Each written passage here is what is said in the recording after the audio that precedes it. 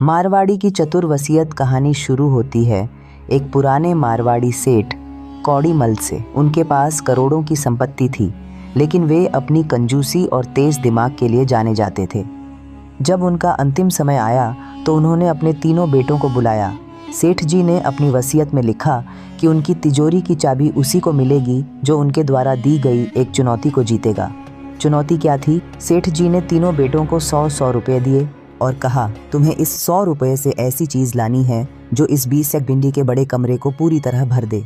जो कमरा पूरा भर देगा वही मेरा असली उत्तराधिकारी होगा। पहले 2 बेटों की कोशिश। बड़ा बेटा वह बाजार गया और 100 रुपये में 2 ट्राली सूखा कचरा और घास फूस ले आया। उसने कमरा भरने की कोशिश की, लेकिन कमरा आधा भी नहीं भरा और बदबू अलग से आने लगी। मझला बेटा वह थोड़ा और चालाक बना। उसने सोचा कि रुई कॉटन से कमरा भर जाएगा। वह 100 रुपये की सस्ती रुई ले आया। उसने उसे फैलाया, लेकिन कमरे का कोना कोना खाली ही रहा। छोटे बेटे का मारवाड़ी दिमाग। अब बारी आई सबसे छोटे बेटे गजाधर की। वह बाजार गया और मात्र 5 में एक मोमबत्ती और माचिस लेकर आया।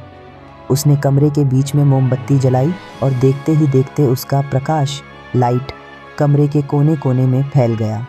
कमरा पूरी तरह से रोशनी से भर गया। कहानी का क्लाइमैक्स और सीख। बाकी बचे 95 रुपये उसने वापस अपने पिता के हाथ में रख दिए और कहा, पिताजी कमरा भर गया और मुनाफा भी बच गया। सेठ जी मुस्कुराए और कहा, यही एक मारवाड़ी का असली दिमाग है। कम निवेश में पूरा असर और साथ में बचत।